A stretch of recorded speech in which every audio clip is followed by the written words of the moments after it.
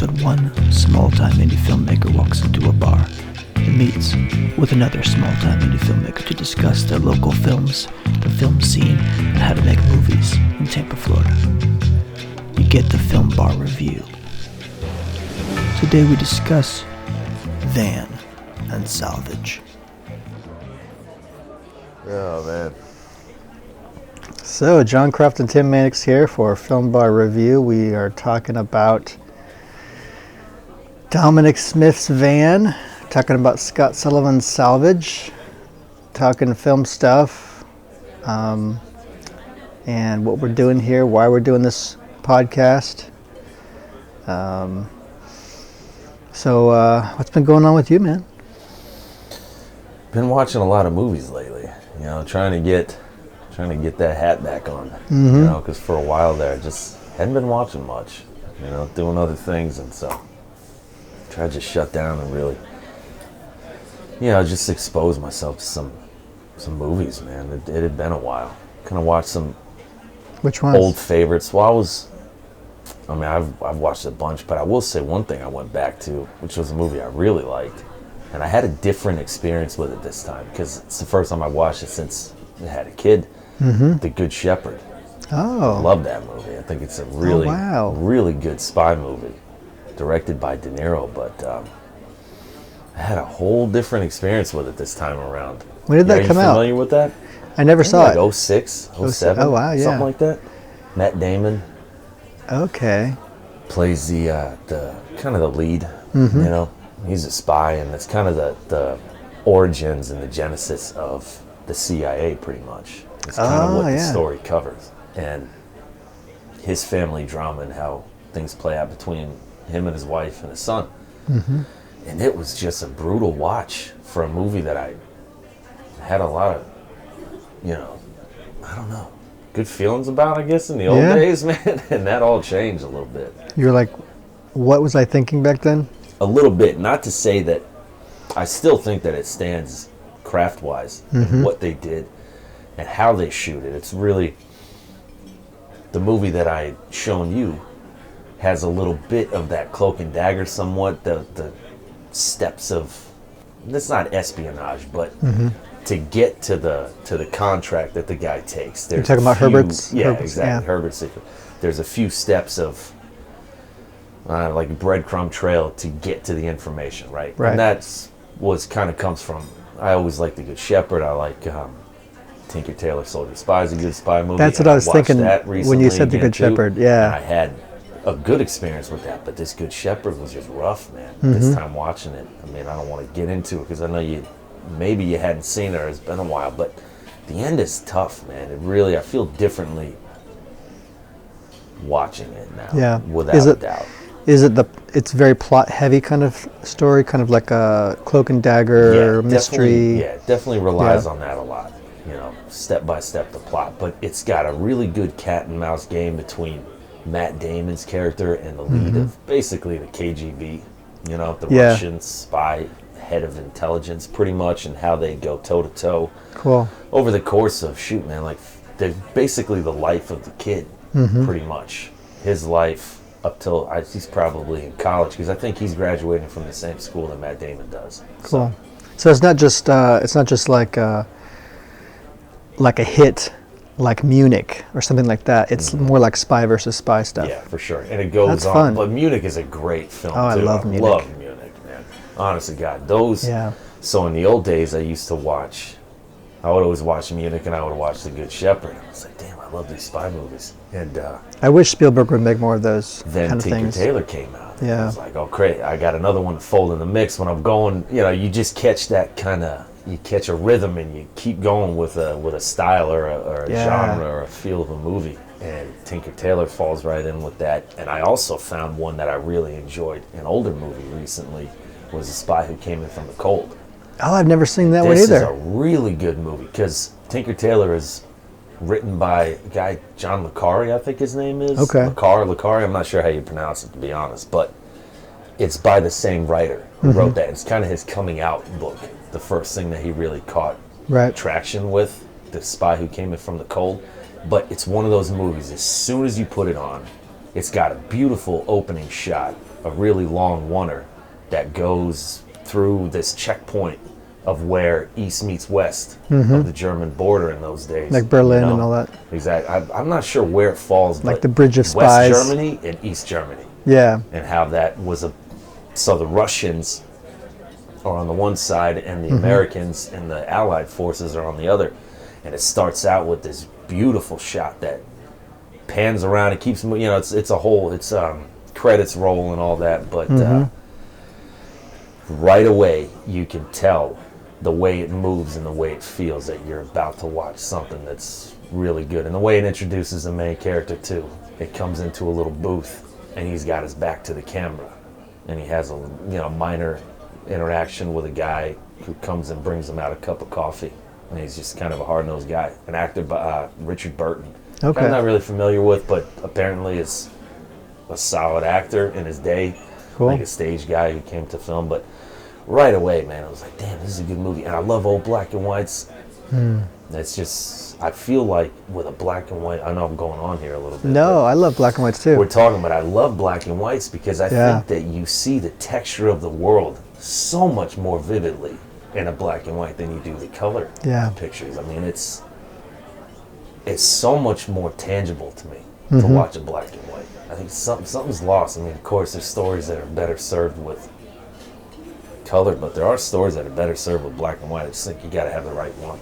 Yeah. Some people just go to black and white because they're going for a feel or a, I don't know, sense of nostalgia or try to, date a period, but it's very serious. It's very serious and intuitive, I think, black and white stuff. Like that's why I like a lot of the New York school of filmmaking. The people like Noah Baumbach and Cassavetes. Yeah, there's something really real about that filmmaking. Yeah, I just think that you see more with the black and white in a strange way. Yeah, a world, a grimy world, a gritty world, wet streets. The glisten of the light off of the the I think it changes how you look at everything. It's just different. It's a whole different effect, and it's got to be the right story. I'm not saying that we should all just make black and white movies. No, absolutely not. And I think that some do that to an extent. You put something in black and white that maybe didn't really belong in it, but there is a clear difference. And for me personally, I really find them more beautiful. I do too. Watch a black and white as opposed to a color film. I really do. You know what I really missed watching? I heard it was a real treat. Was 2015 the Mad Max Fury Road. Oh yeah. And then they came out with the Chrome edition, version, right? Yes. They had a little theatrical thing where they went around. I was like, man, I got to see that. I never got to see it. Yeah. And I really regret that. I wish they had come out during COVID. That was a movie that caught me off guard too. Man. That was my favorite film of that year. I was never into Mad Max. I've seen bits and pieces, but I figured out what the hell. Somebody got it for me for something, a birthday or a Christmas. And I put it on, and I was blown away by that movie. Yeah. And that's one of those movies that I've seen one time, and I almost don't want to watch it again because I want to preserve that moment. Initial the shock sense of it, like I don't want to watch it and then be like, oh man, well that kind of sucked. It's not as good as it's not as good, man. I don't want to have that. I've got a few on the shelves where it's like I haven't gone back to them because I just enjoyed that first one so damn much that I don't want to mess with that, man. Blade Runner's like that for me. I almost don't want to see it again just because it was so beautiful. I've never seen that movie, man. We've talked about that before. It's just so beautiful to me. Yeah. Yeah, I guess the stuff I've been watching is the news. Turn the television. That's what I've been trying to do. Turn off the TV and put a movie on. It's a horror film unlike anything else I've ever seen. It's a really bad local horror film. International, apparently. I'm hearing it's international now. Oh, my goodness. Yeah. You watch anything? I'm not going to get into that. Anything jump out at you lately? You kind of particular movie? No, because I saw Wonder Woman and before. How was that? Oh man, a train wreck. I mean, it was. Was it? Yeah. I mean, we're thinking Wonder Woman's going to save theaters, or something because of the COVID. You know, everybody's suffering with that, and so, you know, for me as a film guy, I'm like, bring back theaters, you know, and risk your grandmother. I don't care, you know. Just joking. It had a pretty good trailer, I'll say that. Yeah. Much. You know, the first one that dropped was like, okay, right. This is, you know, they had that song and they cut it to it, and you know, they had some effective. successful stuff to get you in the theater, sure. Yeah. You know, it looked pretty interesting. You know, they did a good job at that, you know, selling it. But it's like DC is dead besides Wonder Woman. She's like the only one who made it out of the Joker. Don't forget Joker, freaking man. Dumpster fire. Yeah, but that, you know, as far as what Zack Snyder started and was supposed to rival that's dead Marvel, and gone. It's dead besides Wonder Woman. Dead as nails. You know? Yeah, I mean, people are see if they can sure bring they're it around, but the Snyder cut. You know, there's people online. yeah, what the hell is that about? Right? He just released a black and white Justice League. I'm pretty sure. Did he? He thought putting it in black and white. I swear to God, I think his cut is black and white. Okay. I could be wrong, but shit, isn't that's coming though, right? It's not happened already. I don't know if it happened already, but I've seen something about a Snyder cut for a Justice League, and I'm pretty sure it's black and white. I'm sorry, we descended into superhero stuff. Jesus, like, wasn't trying to go there, man. Well, that's why I was thinking of not even mentioning it. I was like,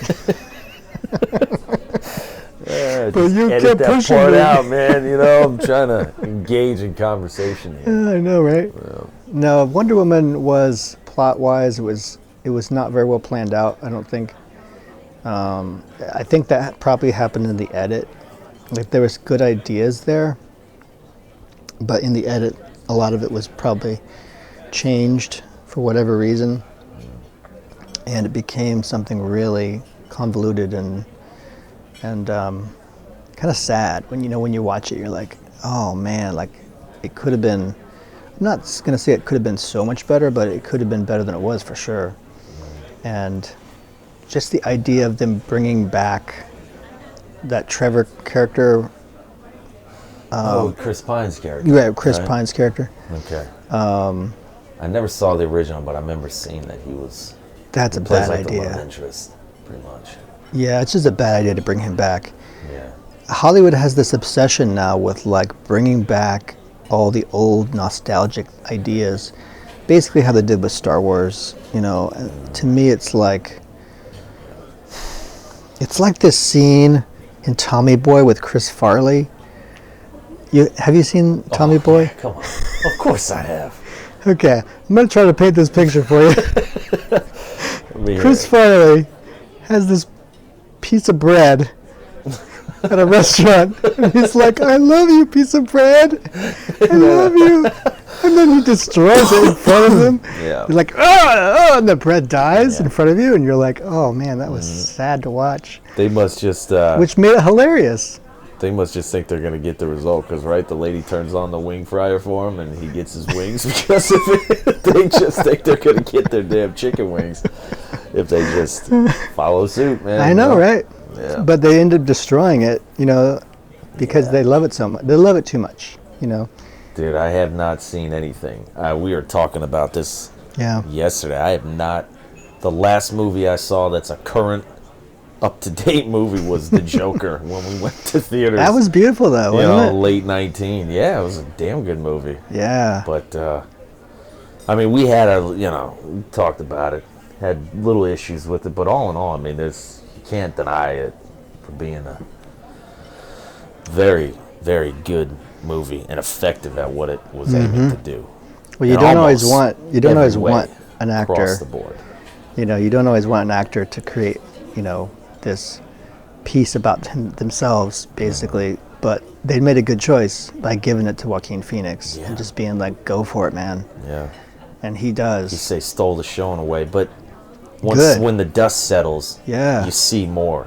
You see the filmmaking. Oh, and yeah. there is a lot It's behind. there. Even the music. The music is really. He really thought about it. Yeah. Todd Phillips. Really, really good in that movie, but. He wasn't on my radar at all before then. I was like, oh, whatever. Never know too much about it. I was never into the Hangovers all that much. Yeah, I mean, who cares? You know. It's funny, but it's like not that funny to me.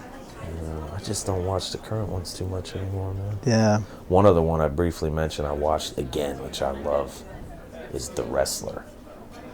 Yeah. The Wrestler, man. With I Mickey regret it. Rourke. I still haven't seen that one. The I love Aronofsky movie. Aronofsky. Oh my God. I mean, Black Swan is good, and that was, Yeah.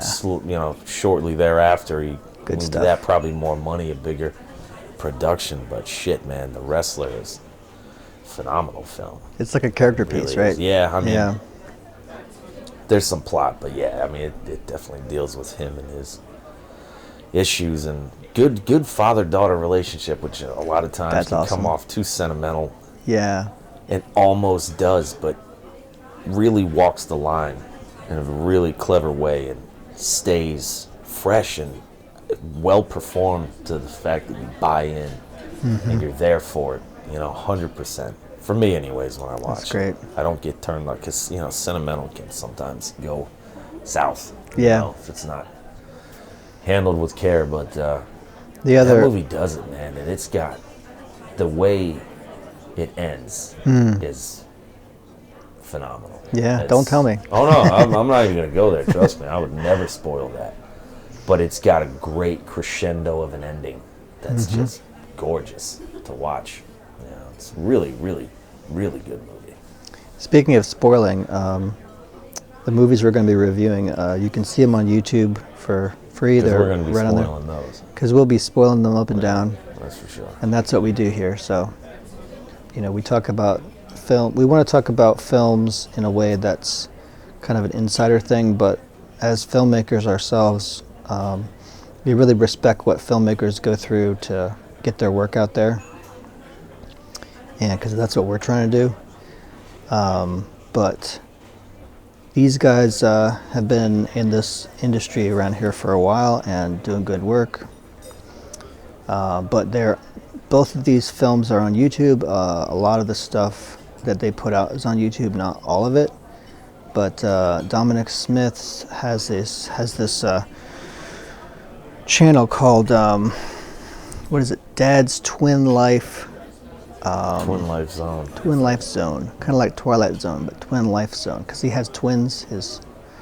And he has I still haven't watched that show that he has about his daughters, but there's a YouTube show. Really? Yeah, on there. But he's got all these shorts on there. We'll be talking about Van mostly, but because I still consider that his best film. Even though it's only about a 10-minute short. And he's working on a feature, which it's called Waves, but I think he changed the title to Infestation or something like that.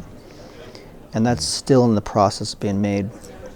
That's been years too, I think. I remember like 3 years ago he released like not a rough cut, but kind of like a finished cut that he thought was finished, and then he decided it wasn't finished.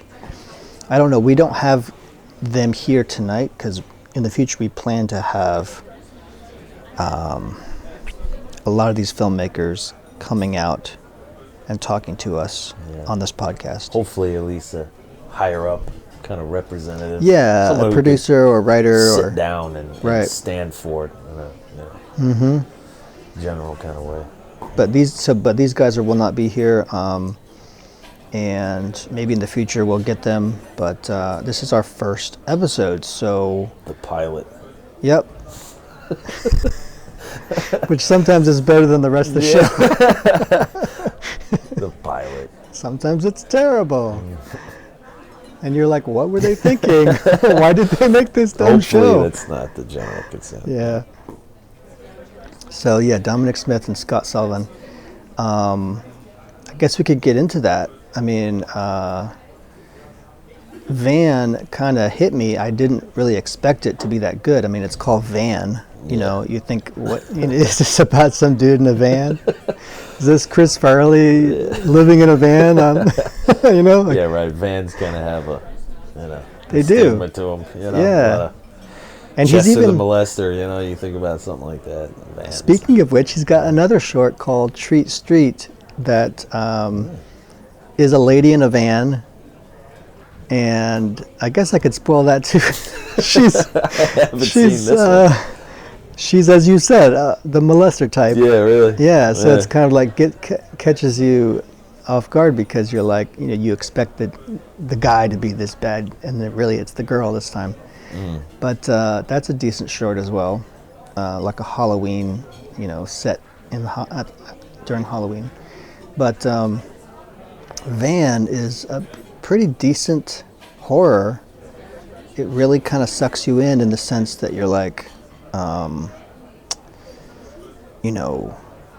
it's evening, I guess part of that was bothering you, which is the edit in the beginning where, wasn't it? Yeah, where she's nodding out. A little bit, yeah. Yeah, there's a character and she's driving at night and she's falling asleep. You're falling asleep behind the wheel. You're picking up on this pretty early on that something's wrong, and she's nodding off. And as a person who drives at night, sometimes it's like, don't make this mistake. You can't make that kind of mistake of nodding off. But so I liked that because it's like right away you can relate to it. We've all pretty much been there 100%, right. Where you probably shouldn't be driving anymore, but yeah. You're trying to get to where you're going. It's like, what else are you gonna do? What are you gonna do, right? You're gonna call somebody. And for their case, they're in the middle of nowhere, at least so it seems. They've got a pretty nice kind of drone shot that gives you scale there. It's just very dark. There's nothing out there, So what are these two girls late driving gonna do? This is part of the good production design of this film, I think, too, because you mentioned how they're out there in the middle of nowhere, and they really set that up. Domonic really sets it up to where it's very stark. You're seeing this drone shot pretty early on, and it's nighttime, so there's this little sliver of light where the road is and the car driving, and so it's very stark. And she has this moment where you think maybe she's nodded off to sleep. And then she wakes up and thank goodness the car is still at a stoplight, or no, it's like a railroad stop sign crossing or something. think. Yeah. I think it's a flashing light of a crossing. Or like at least like a light that's not currently. Oh, the light came from the church sign, right? Yeah, there's a church sign, but I Yes. think what we're seeing coming through the windshield is maybe Some a kind of light where blinking light. one way is a flashing red and one way is a flashing yellow. Okay, yeah. Or a railroad crossing. But I think it might be that, to where, I don't know what the hell you call that. Yeah. Where if you're coming at the red, you're supposed to stop. And if you're coming at the yellow, you're supposed to, like drive a carefully. warning basically. kind of thing. Yeah. Yellow has right away, red needs to stop. I think it's that kind of an intersection. Yeah. I don't mean to get held up there, but This is, yeah. yeah, when she We're wakes going up, to talk about she's at that traffic point. and traffic stuff. Yeah, right. I don't know. No, authority on that. I guess the point was it's very stark visually, which is good. Because what you do see is important. Everything you see is important. You see this sign, church sign, right? And it says, what does it say? I think it says all men die. Yes, all men die, but says not something all else, men too. live. Okay, there you go. Yeah, Something like and then that. it says 47 degrees. Right. I was curious about that 47 degrees because she's in a t-shirt. That's a good sleeveless point. Shirt, but It was like, put that aside. is she cold? Yeah. Um, Should be. But so yeah, it's probably in Florida. It's probably like the dead of In winter. Florida cold. Florida 47. cold. You'd be freezing. Yeah. You'd be cold, man. That's a cold 47. Mm-hmm. But that's a nice shot that he's got framed there. It was with a her nice face, and he focuses. He does that. I think they call it a dry focus shot. Maybe, Rack focus, where or you pull from her Right. face and you drop. You pull in the sign, and then we Right. come back to her face. Just really simple, nice shot. the messaging is death. big ass sign in the What background. is going on with death here? Yeah. And is this significant to the plot? Obviously, it is. And we She don't know gets a what phone happened call. because she is nodding out, and then suddenly she's parked. So we are kind of hip to the idea something happened in that moment that Yeah. we didn't get to see. Right, and this is only like a minute into it. I mean, Yeah, if that even. she maybe. gets a phone call from her friend. We find out that she was out at a party with her friend. Her friend's not with her. Her friend wants to be picked up. But something else is wrong, right? Her friend is freaked out. But Linda, the actor Linda Roser, what is her character's name? Do you remember? The one driving or the one on the driving. side of the road? I don't remember. But yeah, she's Laura not paying is attention. the name of the girl who's making the phone call. Right. Who she's worked up and she's scared. Mm-hmm. Her name is Laura. Laura. I'm pretty sure. But she's not paying attention to what her friend is saying on the other end. She's not, so this is all there to raise the tension. Mm-hmm. First of all, she's nodding off. This raises tension. Then there's the sign with death. This makes you question or raise tension. Then she calls and says, "I need help," but she's not listening. This raises tension. And so this is really, strategically placed stuff. And I really like elegant filmmaking like that. It's like they're not adding too much fluff. Yeah. They're really getting to the point. The music really serves it as well, because she plays this kind of lighthearted tune while she's driving. Yeah, well, she's nodding out, right, to try it's to almost wake up too at lighthearted. 2:59, right? Yeah, it's so like we know we're right on the verge of 3 a.m. Death. And that's like, but it's ironic in that way. She has a really nice moment in that first little exchange with her friend, where the girl on the phone has a really abrupt, like, "Hey, right, listen," right, and she's like, "Damn." I'm pretty sure the friend's name is Julia. She's like, "Damn, Julia. Yeah. What's up?" She does that really well. That feels very natural. Right. Because like I say, I'm kind of, the way the nodding out thing goes, I wasn't sold. I was kind of, drifting away from it. But it was that moment where I was like, "Oh, okay. You got my attention." This is pretty good. Yeah. Like, this is a good Linda's a pretty performance. solid actress. Yeah. She was carrying those lines. It was like, okay. I was in it. I was back in it at that point. Plus, I was like, oh, wow, the other one's really scared. Whatever the hell's going on, Yeah, she did a good job at that. Yeah, she's got a really nice moment right there. I thought I'd make mention of it. So you find out something's wrong. Her boyfriend is doing weird stuff that she didn't really like. Travis. Yeah, and she wants to be picked up right away. What else happens? Oh, then we see the van behind. Yeah, I mean, you could see it, for sure. It's in the background of her, but that's just a really nice shot too. I love that shot. She's on that corner, and the street lights is, it's casting the light down on her, and it's a really simple kind of left to right, really soft, slow track. Right. And they start the split screen at that time, Yeah, which is with really the phone call effective, and everything. Right. Which is cool. But in that first bit, I think, pretty much she's just saying that something happened and she wants to get picked up, and she's saying that she heard noises coming from the roommate's bedroom or something. And so our lead kind of blows it off, saying that she's listening to, his roommate, with a girl kind of thing.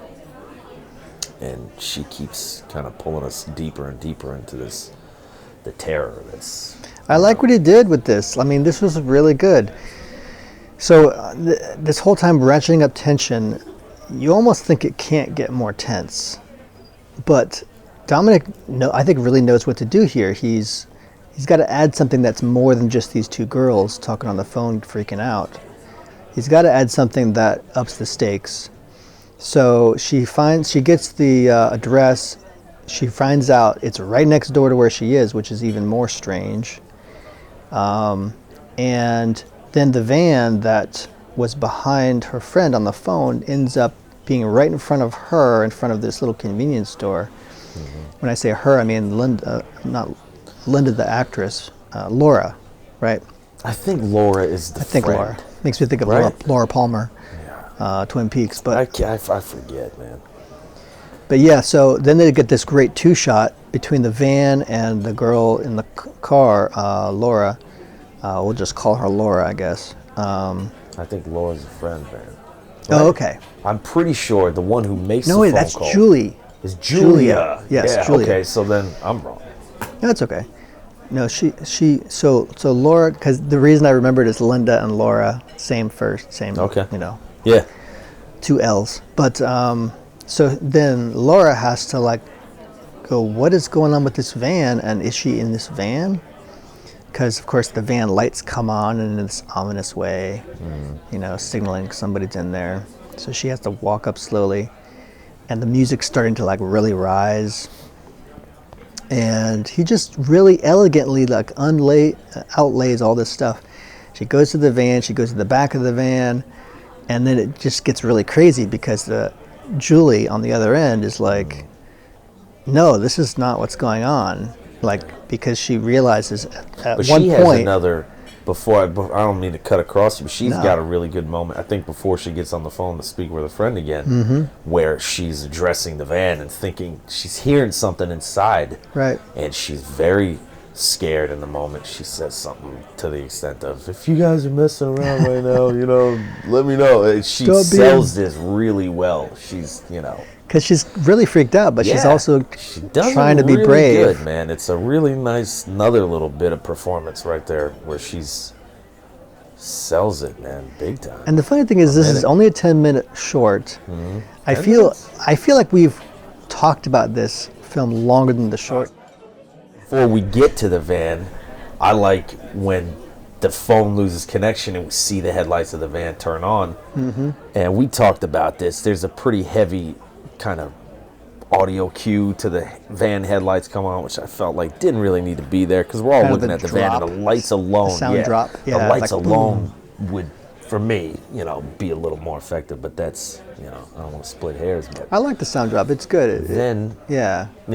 So exactly, you like it. I'm not too crazy about it, so I think it could go either way, 100%. So I'm not trying to rag on it, but then she gets the phone call from the boyfriend, the guy Travis, and we have this really creepy Chris split Plord screen of his face and her, because at first we hear the phone ringing, we assume it's going to be the friend calling back after they lost connection, but it's actually the boyfriend who was kind of incriminated in their conversation because of the blood on her neck and that kind of thing. And it's a really creepy face. He comes on the phone and it's just staring and not saying anything. Yeah. And Chris does a really great job of just staring into the emptiness. You just take it to the next level. Yeah. Now we have something else in play here. It gets creepier. Right. And it gets creepier, and it keeps getting creepier and creepier. And it really builds to something. I almost feel that Chris was a little much because he does a great job, great performance, and he really has emptiness in his eyes there, which is unlike him. I've never seen him in all the performances I've seen him do. I've never seen him have that kind of performance, which is, really unsettling. But often he's like the nice guy or the boyfriend in his roles. Just kind of like a nice guy. So this was really unexpected for me. But one of the things I think that's too much was that in the end of of you seeing him on the other end, looking into nothingness, he starts kind of freaking out on camera. He like eats the camera. Yeah, he like eats mouth the, and you're. Of course, this is supposed to be very freakish and horrific. Yeah. But I don't know. I felt like it was almost too much, because I don't know. With the whole point of the story, it feels like, what did that symbolize to me? Except that it's just to try to make you a little uneasy. But yeah.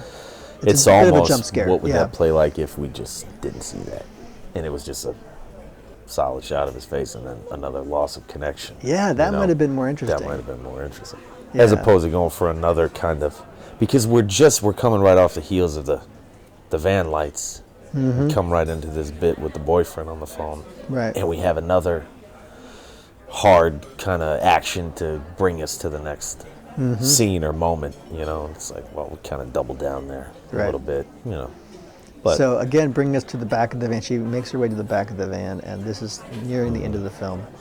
And yes, like I said, we're spoiling this entire thing. If you haven't seen this, you're probably going to hate my guts or whatever. Like, what are you doing? You're spoiling all these films. You're like basically giving us a blow-by-blow of what happens in this film. Like, okay, I get it. Point well taken. But like I said, we're spoiling the entire thing. We're saying what we like about each of these moments, and whatever, take it or leave it. Yeah. But so we get to the end of it, And the girl on the other end, Julie, says, no, like, I think that we're dead, basically. Like, almost basically like everything you've seen is in the imagination of Laura. Yeah. Like, she's imagining it, or it's like, it's real, but it's not in our world. It's like in hell or something. Another dimension, or she's on her way. She's like in between, right? in Like a sense, maybe and in a that's dream what state a little bit. Like that's what the devil / Grim Reaper kind of He character is. shows He's up. coming to bring her to where the other friend But he's already super is. creepy. He is pretty creepy. I mean, he did it. Yeah. The thing I loved about the design of this Reaper is that most Reapers, they're on like some black cloak, right? Like big black cloak. Well, he has that, but the way they did the color in this and the way they did the lighting, the black cloak is almost like burning a hole in the screen. Do you know what I mean? Like, it is shadow. And I loved how he did that, and I almost feel like it was a visual effect the way he did it. Like, he knew how to get the blackest blacks on this cloak that this Grim Reaper has.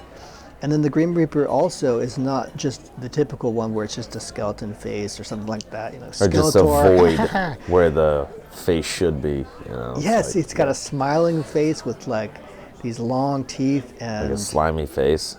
smiling. It's like no, but I mean, like it glistens, like It does. It's like a high gloss. Again, it's like a visual effect. You know, But it's very, very sheen. effective. But yeah, not to talk paint too much, but I have to hand it to him, because even though all these elements seem very simple, the way I laid it out, when you watch it, the way that the texture and the tone work, and the pacing of it, it's just very elegant. It's like a song, and it really shows that Domonic has his background in music and that he's inspired by music, because the whole thing feels like a really well laid out song from beginning to end, and which makes it even more tragic, because basically the story is about these two girls going to hell because they did not do the right thing when they drove home. They were driving home drunk or whatever.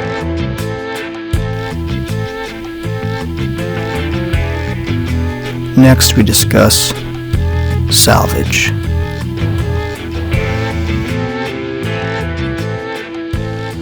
well, there you go. So he's got some really good concepts.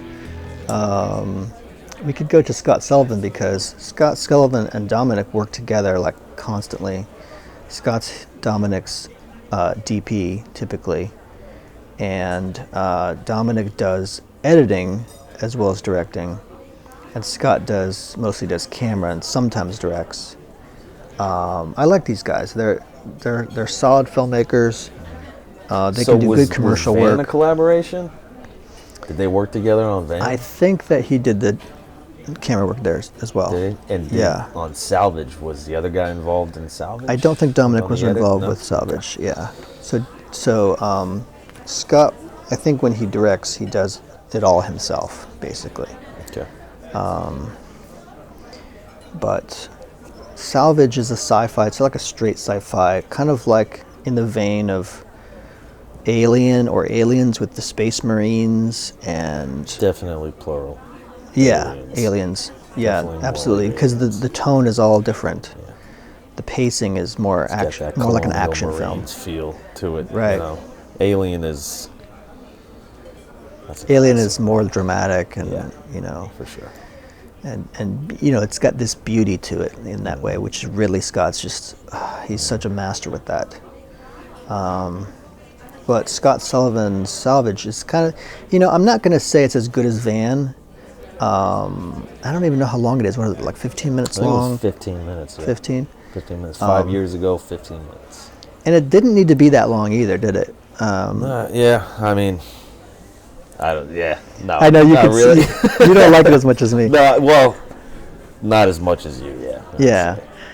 Yeah. Maybe there's some personal stuff to it, because I was involved with the, this was I guess part of the Action of Film Challenge, which is Daniel Brienz'. It's kind of like his 48-hour film festival thing around here, where he gives people a month to make a decent short film instead of like 2 days to make a piece of junk, Yeah. and think that you're making good films, which is my biggest gripe with 48-hour film project is like, I think filmmaking, you should put time and energy and thought into what you're making. Try to make art. And I think that films should be art.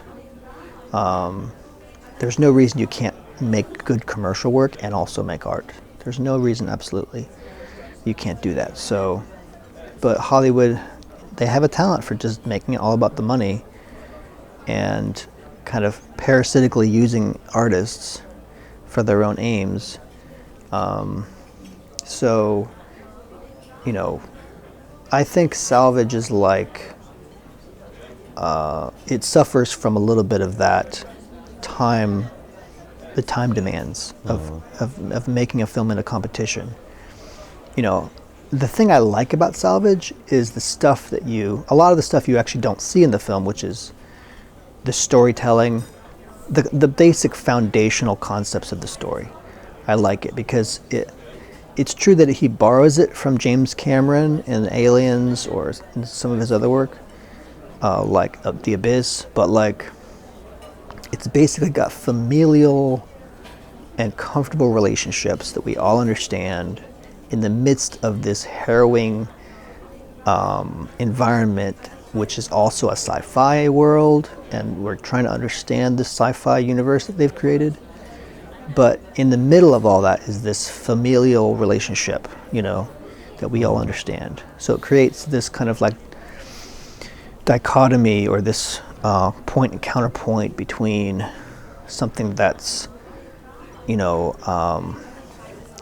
very kind of sci-fi, and it's very slick, it's sophisticated, but then on the other end of the spectrum, it's intimate and intuitive, and there's real characters that you kind of learn to care about.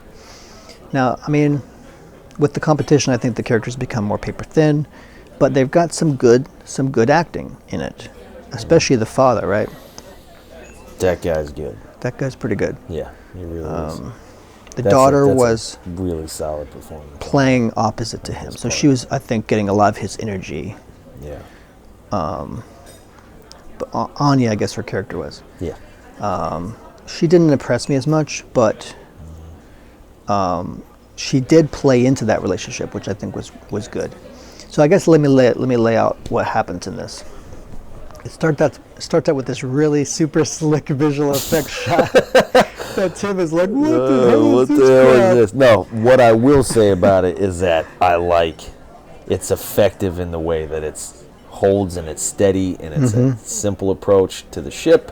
Yeah. And we get drawn in, and there's thrusts you music right that's into the story. building, Yeah. but the shot is really simple, and the ship comes in slow and steady, and like you say, boom, we drop right into the middle of a showdown. The middle, between right. two groups who are about to kill blow each other. other's friggin' heads Yeah, off, which I really enjoyed that. Like, Yeah. it really gets you right into Good the energy, man. into the plot right away, thrusting you forward. And so there's these space marines, a la Aliens, going, put your guns down, and they're all pointing at each other. And so you have these salvagers, I guess you could call them. Yeah, salvagers, scrappers. Yeah, You know, scrappers. they're like the guys who go out and find boats, and they're like Claim it, make it maritime law. claim. They can take the ship. That's part of what I like about this is it kind of applies that world of ships and stuff into space, and how maybe kind of like how Star Trek does that to some degree, but there's a culture there. Yeah, exactly. You got two opposing cultures. You have the militant group, right? Very structured, very organized, against the civilians, the rough and tumble, pretty rough around the edges. They're gonna claim their rights to this hulking spaceship. They're like the frontiersmen versus the cavalry, right? And we have this showdown between the two, and it's all pretty or like interesting. pirates versus the British naval the fleet, the guys Navy. who are There like you go. taking over, And in a way, you sometimes side with the pirates, and sometimes you side with Law and Order, But there's this battle there between almost like good and evil there. But I don't want to put too much on this because I don't think that they're trying to go for that kind of depth.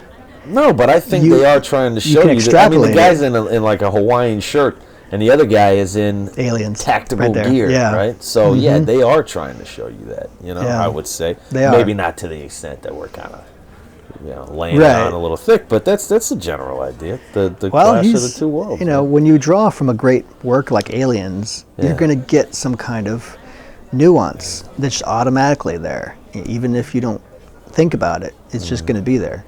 So that was a smart move. So then there's this interaction. The father comes in, who's the leader of the Salvagers, and is like, "We're going to calm down, and everyone calm down." And then the Marine guy's like, "We're here to do a job, and we're going to do it, damn it." And then the father's You're like, taking orders from me. Right. The father's like, "No, we're going to be reasonable. Measuring contest. But if you get in my way, forget about it." So then they have to inspect. It's funny that one of the things I don't like about this film is that they don't show, and I understand why they couldn't do this, but it's almost like they both showed up at the very same moment on this salvage ship. How did that happen? I like that it happened. I really like that you were thrust right into it, but then you're like, wait a second. Did they literally both come in different ships and the doors opened at the same time and they both came out with guns blaring? How did that happen? Realistically speaking, I don't care. But, because the elements of the film are really what matters. Like the tone and the emotionalism of the scene is really what matters. But I do wish I knew what happened there. At least something, like a little tidbit, like a hint. But anyway, this happens. They're thrust into conflict, but they have to kind of make it work. And there's relationships that have this, very inbuilt drama and conflict. The father-daughter, and then there's the Marines and the Salvagers, like we mentioned. There's these inherent relationships, and then they have to search the ship. Okay, I don't know exactly what they're looking for. I kind of, in a way, I don't care because the Salvagers are basically looking for value they can get out of this. The second time I watched it, I understood more what they're doing there. Yeah, they're trying to check something about the engine to make sure that it's aligned.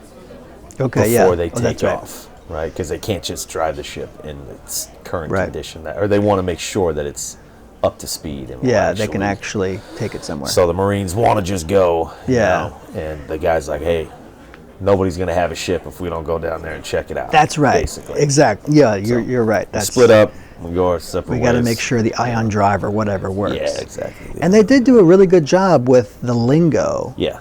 The kind of like a sci-fi lingo. The main guy and how he delivers those lines with ease.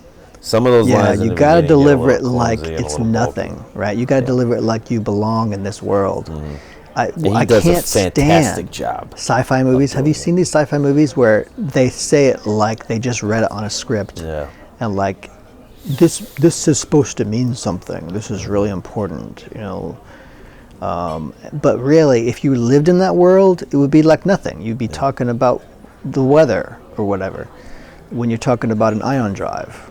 And so I love sci-fi that does that because to me it means the script is part of the world building, and it becomes part of the team that make the world building work, as opposed to getting in the way with world building.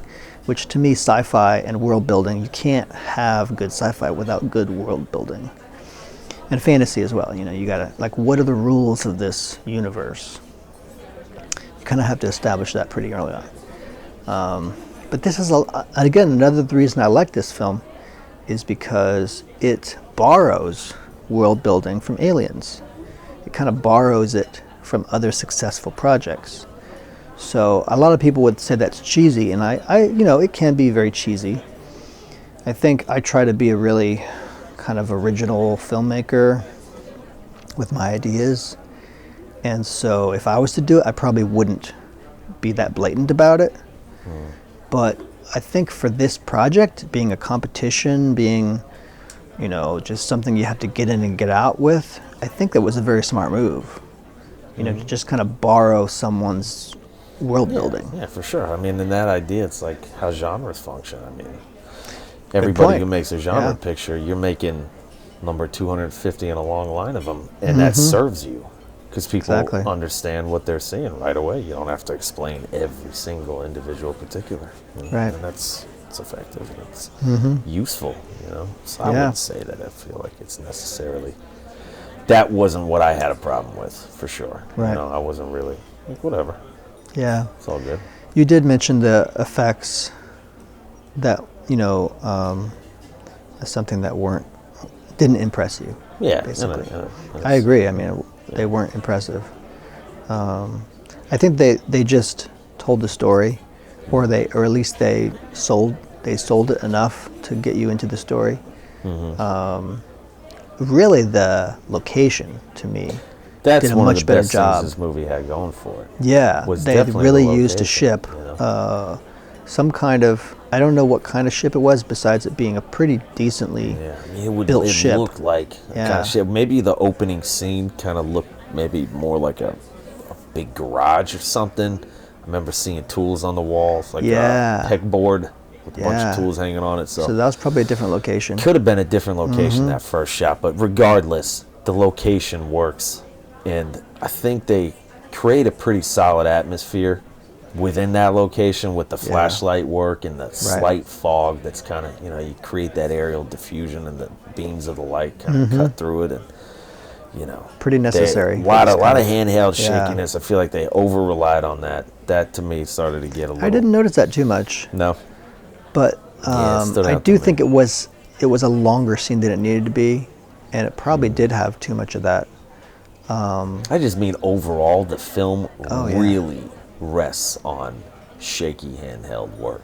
You know, almost every shot is, and I get it. Like, you're trying to create some kind of kinetic energy, but that to me got a little overdone somewhat. You know, but I like the atmosphere that was created in those corridors, really narrow at times. You know, and then. Just overall, man, I thought it created a decent atmosphere. On my second watch, I was like, okay, I see what's going on here. You know, and compared it to Van, I think Van relies on good plot structure more than this one, and as a result, the plot structure helps drive it forward much better. And this kind of flounders. This one kind of flounders a little bit, and also when you get to each segment of the story, it doesn't hit you as hard emotionally because the structure isn't as tight.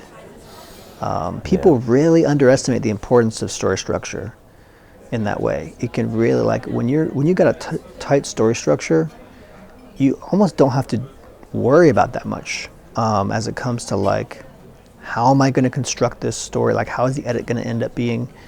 You already know, like, because these pieces fit together perfectly, and like if you didn't have one of them, the whole thing would kind of fall apart. So, you know, in a way that can be bad for you because then you don't have much to play with edit wise. But I think if you do a really good job shooting it, if you know what you're getting, then it just really works. You know, like they say about some directors in a complimentary way, he knows what he wants or she knows what she wants as a director. And sometimes you're like, well, I hope so. You know, you're directing this whole project, but then you're like, okay, I think I understand. There's more to it there. There's like, you're not so iffy when you get to set about what shots you're doing and why you're doing them. You know, which a lot of directors can be that way. You can be a little bit kind of like, well, we could do this, we could do that, and you get a little wishy-washy. You know, but some directors can pull that off. And they're more abstract thinkers, but they don't mess up with storytelling. They know how to make good stories, even with that really loosey-goosey kind of thinking when you're on set.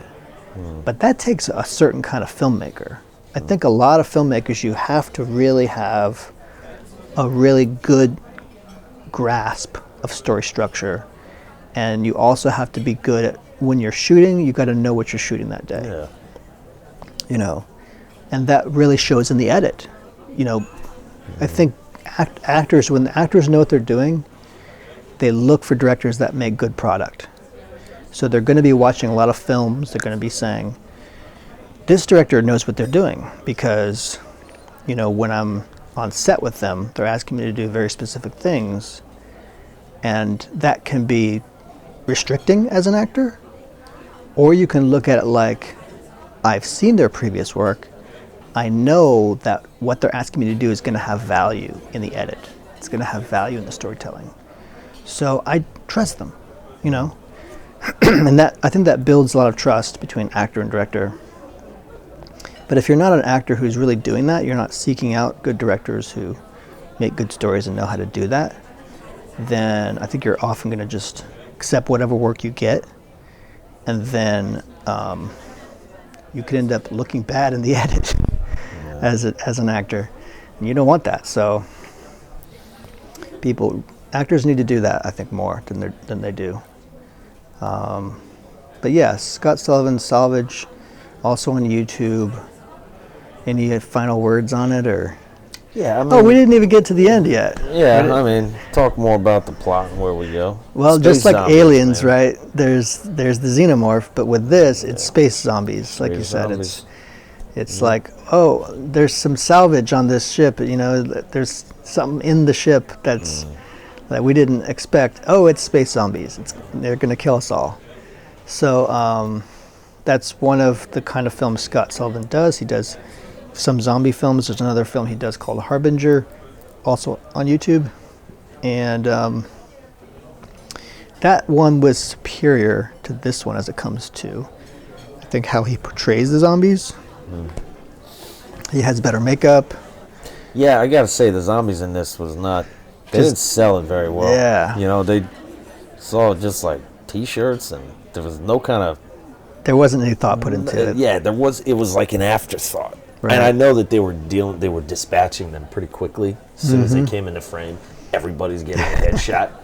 Like, they're all dead immediately as soon as you see them. But still, we get glances of them, and they were not dolled up at all. You know, and that was... They got people off the street, you know, and... That's what it looked like. Just Yep. I saw a lot of, you know, just straight t-shirts, and I don't know what they were really going for there. It just seemed like a massive oversight to let that go without really... Right. You know. I think a lot of that was probably a result of the whole competition aspect of it. Yeah, the time frame. I do wish they hadn't just tacked that on there. You know, it feels like a throwaway kind of thing. Yeah, it really does. Unfortunately. Yeah. And it shows. It just does. There's no way to watch that movie and not notice that. So it kind of goes downhill one by the part end. Yeah.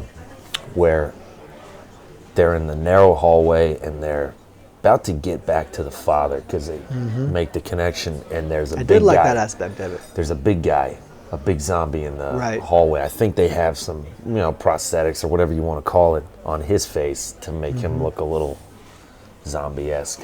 You know, Right. but he's, from what I remember, the only one that Yeah. we see that, you know. Yep.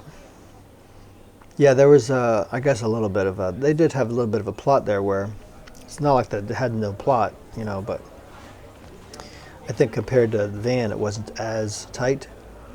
But they did have a moment where, I guess when everybody was going out to find the value of this salvage and, you know, do the ion drive engine and all that stuff, then that's when the zombies come out, and they have to start shooting zombies, which look like, you were saying before, that looked like they were shooting at each other because they didn't make it obvious. Sure at first, Yeah. you know, the first Like, time. what are they watching. shooting at, you know?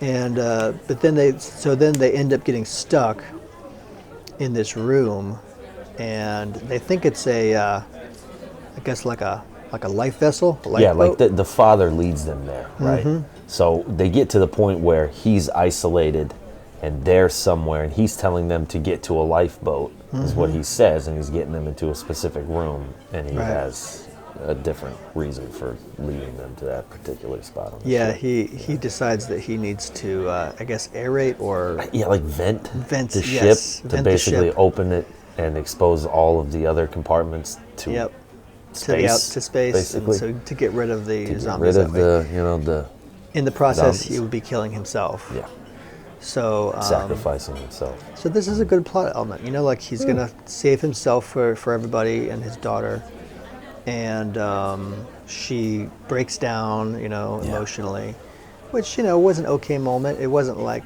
really, really great drama, but I it felt was better like, about it second time watching it, 100%. Yeah. I was more bought in the second round, for sure.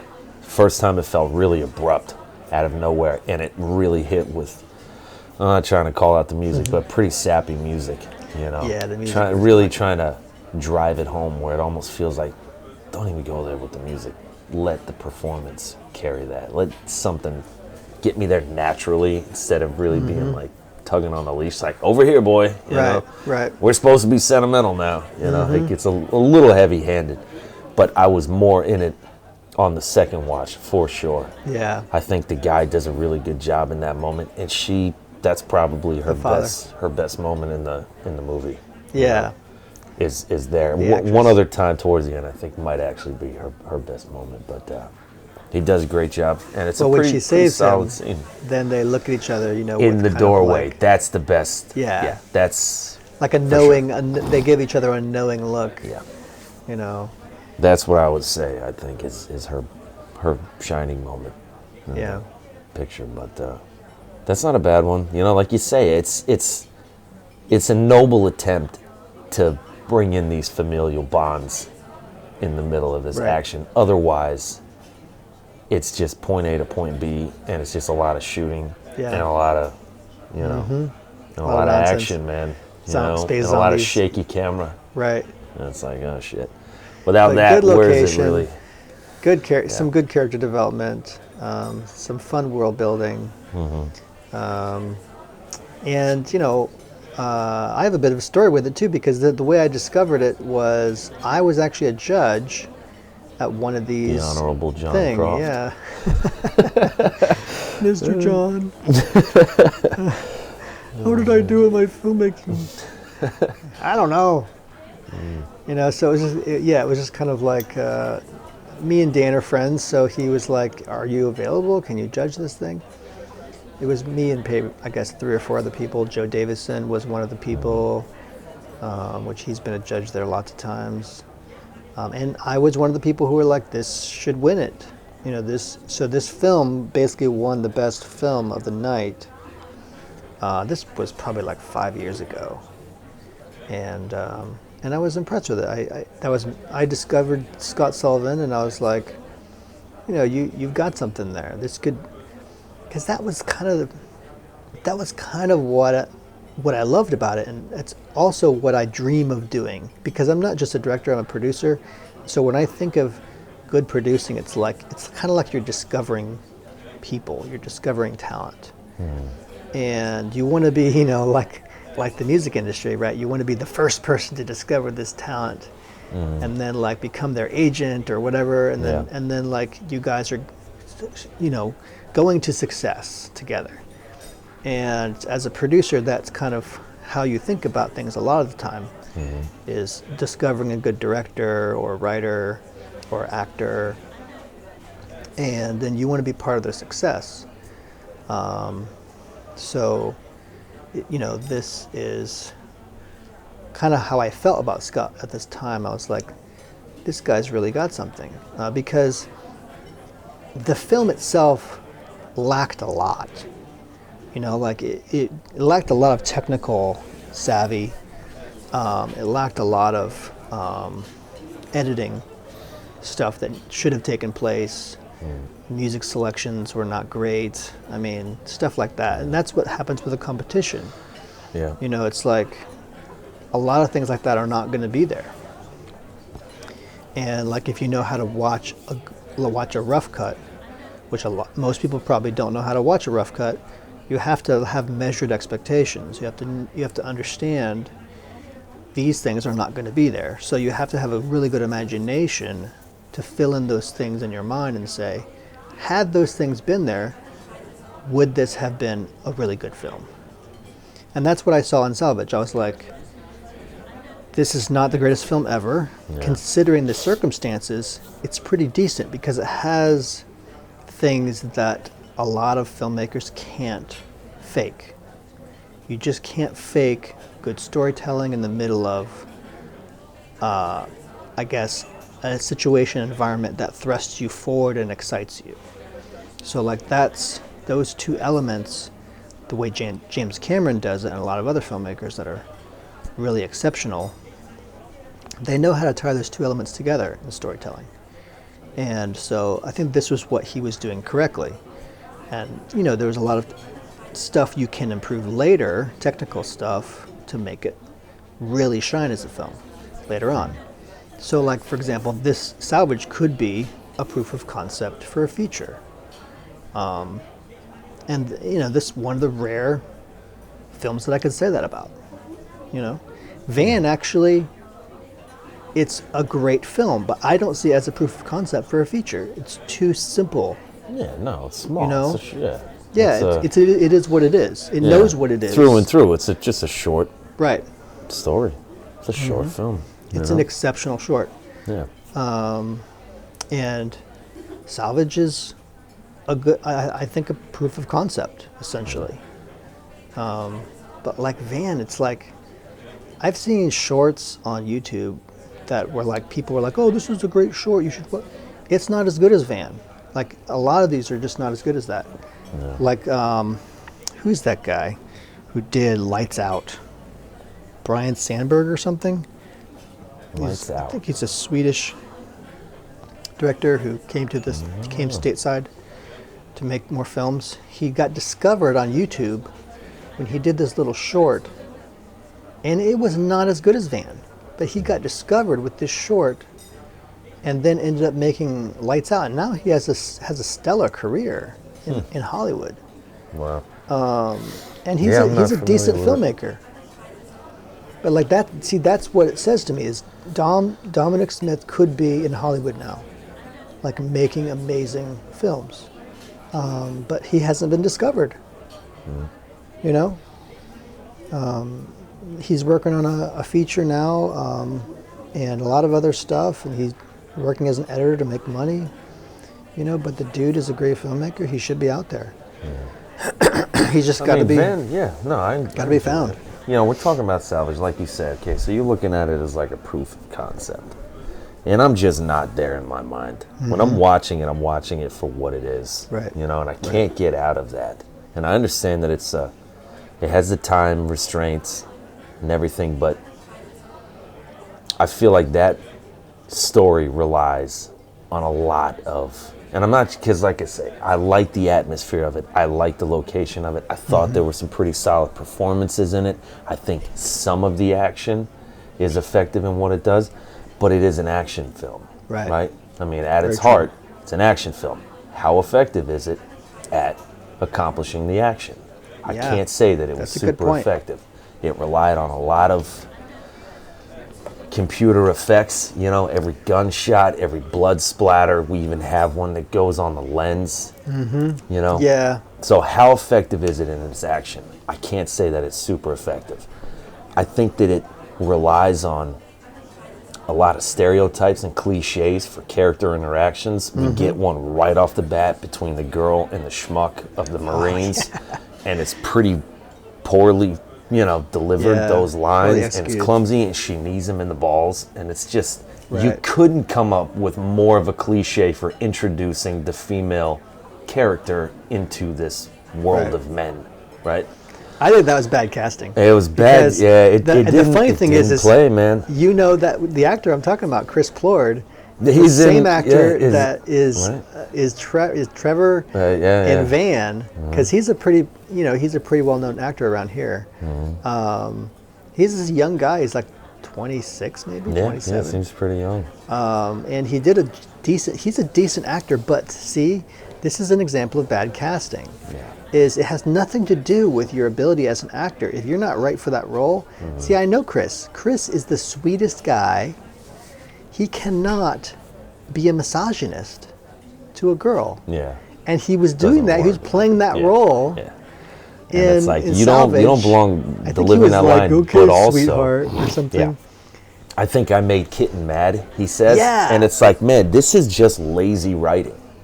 It just is, man. And I'm not trying to be a jerk, but when you rely that hard on cliches and stereotypes and you don't take the time to iron something out and make it natural and make it yours. Well, again, and time. find a way. Time constraints, and I against get them. that, but it's like, I'm not in that world. I'm watching this as a movie, and I'm not putting it side by side with Van because I Right. get No, you the really differences. But when I look at one and I look at the other and I think about what is Van, is it effective in what it tries to do? And the answer is yes. Absolutely. It builds that tension. It builds beginning. dread Yeah. step by step in a really simple and minimal kind of a way, but extremely effective. It uses lots of different techniques across the board. I like there's split screen involved, so there's some Yeah, great technical job stuff. there. I love some of the shots.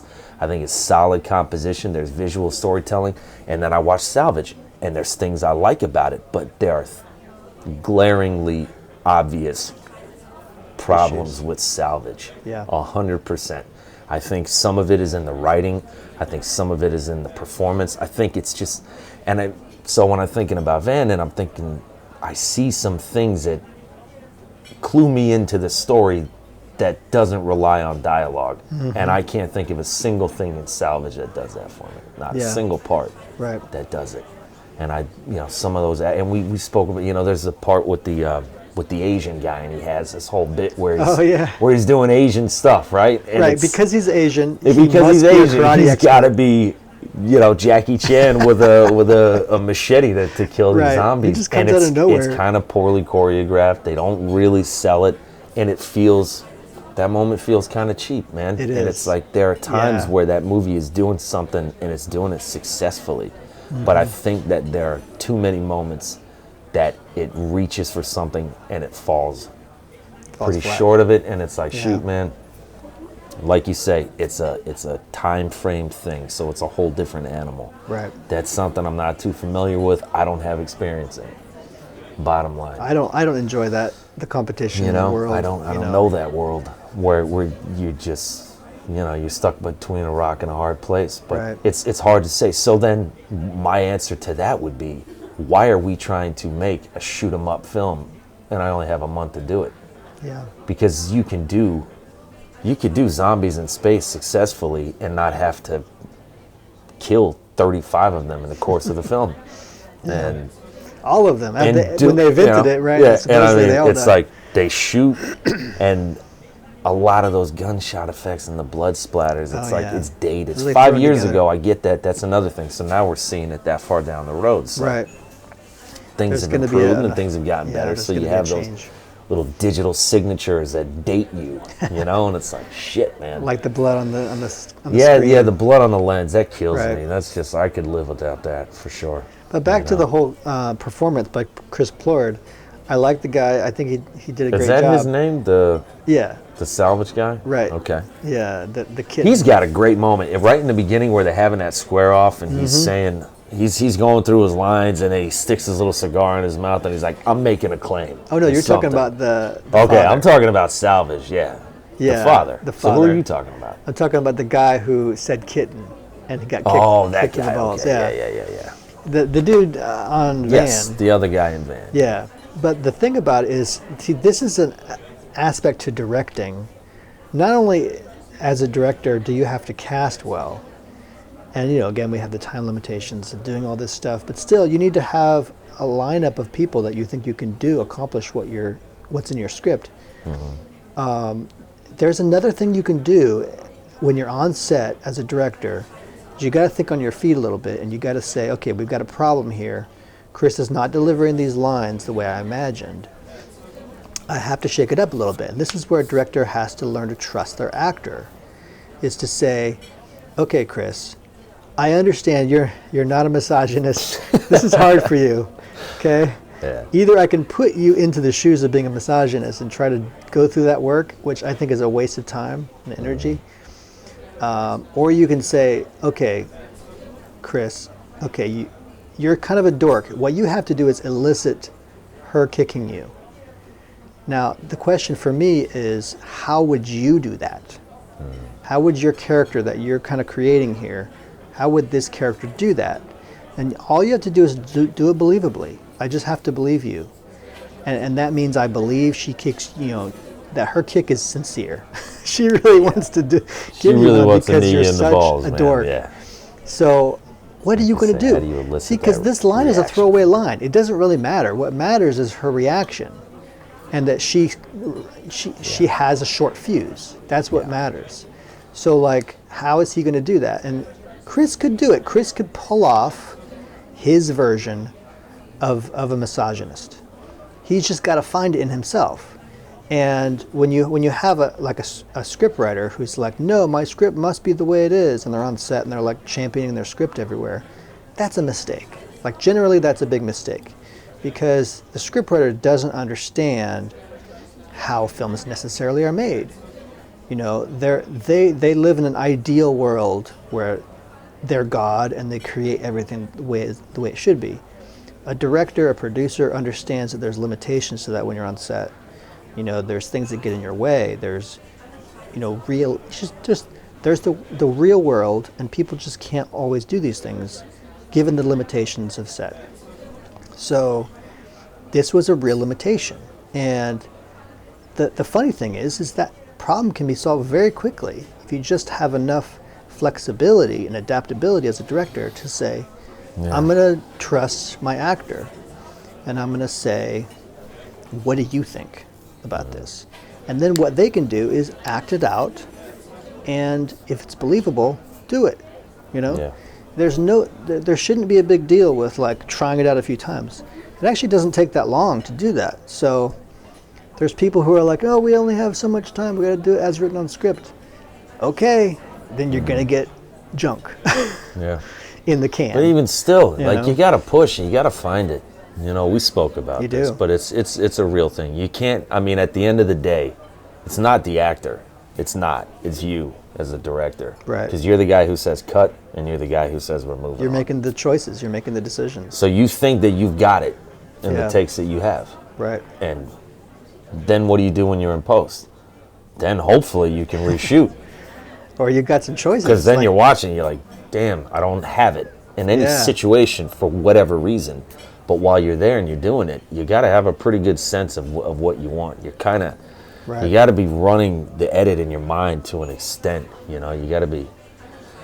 You got to have a plan, like you for all have that to, stuff. man, because it's going to come back to you. And people are depending on you. You got to know that you're getting it, because you know the way that you're going to be putting it together. Mm-hmm. So maybe that take worked with something else that had been going on that night through all those takes and all those different setups, that it seemed like that would work. Right. But you're the only guy who can see the big picture and understand that you don't have a take from that actor in that specific line that's going to work with your overall vision, because you got to let people play around with their lines a bit and go places with them. Otherwise, you're kind of strangling the thing, But you've got to know, man. You got to know if you got it or you don't have it. It's a big responsibility. It is. But like not everybody can be a director. And you have to assume that responsibility. You really do.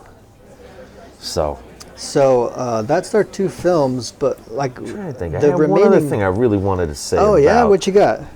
Give me a second. You wanted to mention. What the heck was is this about Salvage or Van? Yeah, about Salvage. You got your notes, man. I do have some notes. I thought, this would be a good reason to do it, because when we first watched it, I got to say my first read on it was not what it was by the time I came around to it a second time.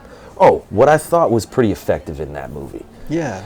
I've heard different interviews with Hitchcock, who was a really big champion of the idea. He referred to it as Meanwhile Back at the Ranch, where you're splitting up the action that's taking place within a single scene. Oh, yeah. And you have, Group A and Group B.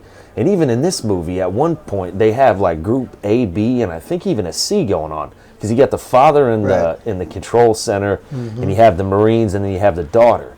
And we kind of intercut between the three of them, and we bounce around, at least at times, I know for sure, the two of them, and we see that. And I think that that's one of the highlights of this movie to me, is the intercutting between what's taking place between the separate groups. And I think that you create a bit of tension there and a bit of energy.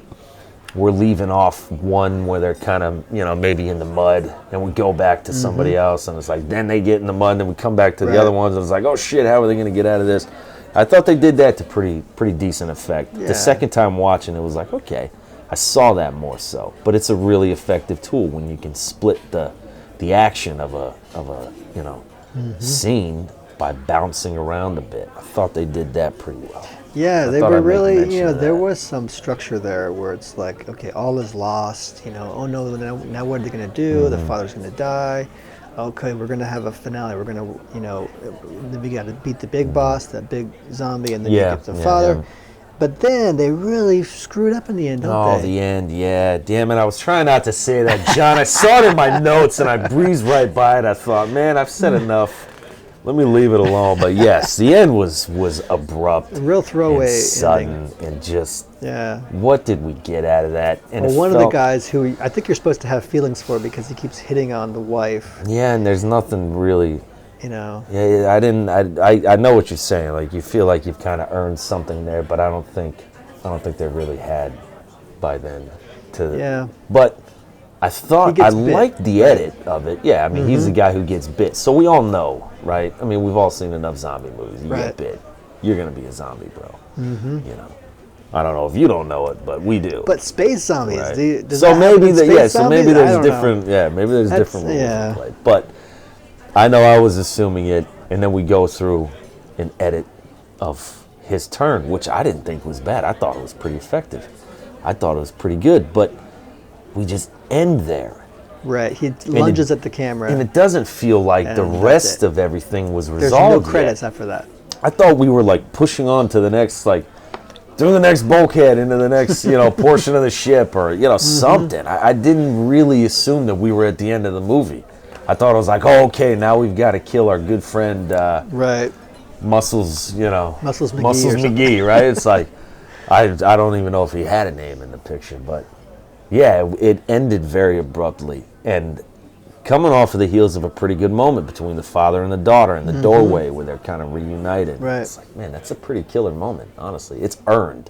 Yeah. It really is. It's not like the other one where the music hits and it's like, I'm being tugged on a leash, like, hey man, care about this. Right. I actually do care about it in that moment, in a genuine way, that they're reunited and they. Well, they earn it, and then they kind of bask in each other's, the father-daughter relationship. They have a little, what the hell would you call that? Where they're in front of the screen. Yeah, a little banter there. She's like, dude, you'll never be, You're not as good as the I console or something. Yeah, come on, dude. I'm a kid. I know electronics better than you. But then we see that, and then we see a little more, because one of the Colonial Marines is still around. I'm calling them Colonial Marines. I don't really give a damn. That's pretty much Space what they Marines, feel like, Space Marines. But then a little thing between the guy who got bit and the girl, and he's got his final little dirty, innuendo there that he throws in. And she's like, that's all you're going to get, boy. And then all of a sudden he's turning into a zombie, and then it's just cut to black. That's it. Yeah.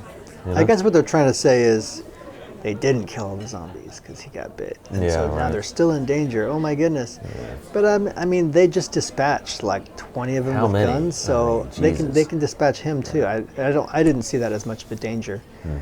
But yeah, it's more. I think because the emotional impact wasn't there as much, it didn't serve very well as an ending. There had to be something there that's like, oh, that's really serious. And it really didn't feel that impactful. And then it was also a bit cheesy the way they filmed it. It was just a little too. A little bit, yeah. No, I know. I didn't like the final sound effect of him being like, "Rawr, I'm a zombie." Kind of reminded me of the end of Paranormal Didn't Activity. play very Did you ever well. see that? I didn't. No. Yeah, the I've seen first one. bits and pieces of the first It's one. a bit of a 'Cause that classic was now. well, Yeah. that was a revolutionary thing if you At were the in the time. film world at the time. It was like, holy shit, man. But These the guys very made- end, I'm going to spoil it for everybody. The very end of Paranormal Activity is the ghostly apparition or whatever is this girl, and she literally lunges at the camera. The camera that's watching everything, you know, when they're sleeping because they hear bumps in the night, so they leave these cameras on. Well, that's the end. She lunges at the camera, and bam, the end. And this was like a daughter or something who It was really, just, I did not like the ending of that movie. Okay. Because it was just kind of like, it breaks the fourth wall in a way that I think was really unsatisfying. And it felt like a throwaway ending, you know, like, we're like, well, now she's gonna haunt you, you know, like, oh, please, that's ridiculous. Don't be ridiculous. Don't be silly, that's not gonna happen. You know? Yeah, the ending was was soft, man. That and sudden and didn't make sense. And it's like, man, put credits at the end of your movie, please. I know, You know, right? Just something. That was just kind of odd, I gotta say. It didn't feel right. It just didn't feel At right. least say fiend or something. Yeah, La right. Like Fiend. suddenly you're Spanish, and it's the end. Is it Italian or Spanish? I don't know. Italian, I right? think it's maybe one of the two. But I know, like, what the hell movie did I see recently that it had it on there, man? Maybe Roma. equivalent I of- think. I think Roma says Finn at the end. It's like or the one of them. equivalent of a filmmaker's monocle. Oh, yes. This is a very distinguished film we're watching. It's just ended. So yeah.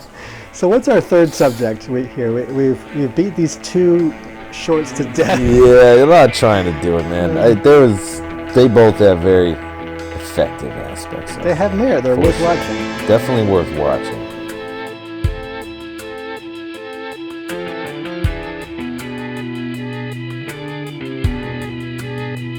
Next, we discuss Film Bar Mondays. You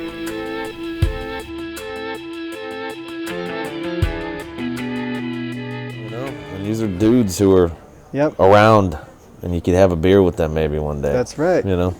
Which is our third subject. It's Film Bar Mondays. Like, this is how we created this. We created the Film Bar Review because we wanted to kind of like encourage people to come out. And also we wanted to be, because really what we're about is film community. It's not so much about, hey, you have to join our group and do all this stuff. It's really about like, what is film community? What does it really mean? Why is it necessary and important as a filmmaker? Which it feels like today, everybody with social media and all this stuff, it's like people have forgotten what real community is, and they need to be reminded.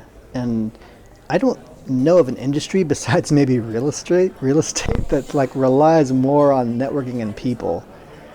I think it really relies on it more than even real estate or anything like that. It's like,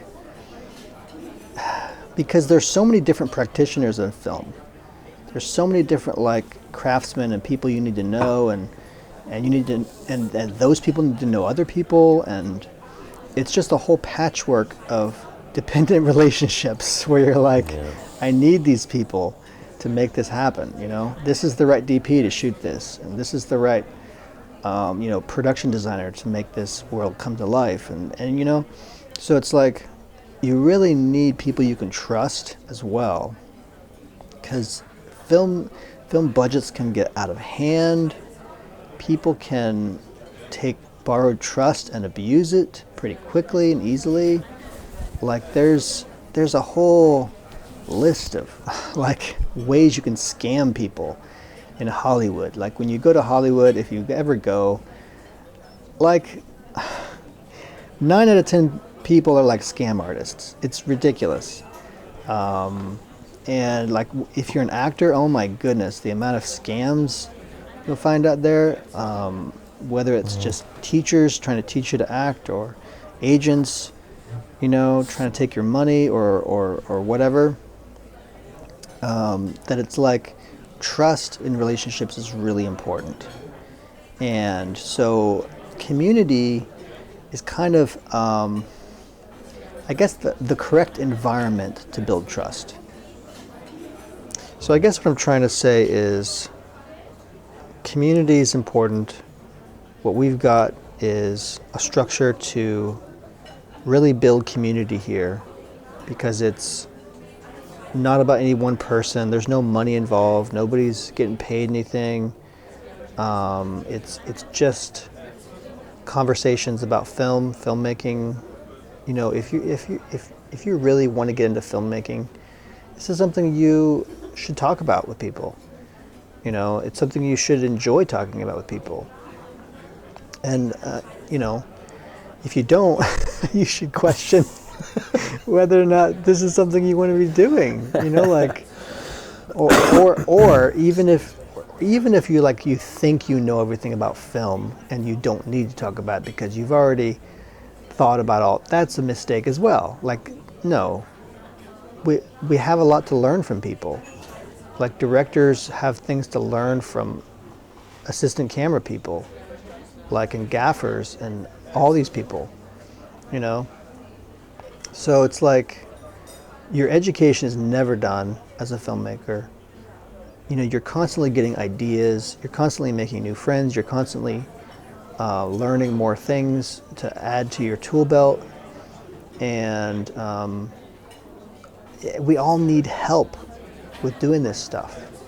So it's like, get out there, stop sitting in front of your computer and wasting your life on I know that sounds terrible, but it's like I'm talking to half the world right now and condemning everybody, but it's like, but it is kind of an issue right now, and I think a lot of people aren't realizing that social media and the internet, the way the internet has changed us, is in positive ways and negative ways. We can't kind of ignore the facts there. And I think we've forgotten how to just kind of, it's like you're the awkward kid in the lunchroom at school, and that sucks. But it's also something you have to go through.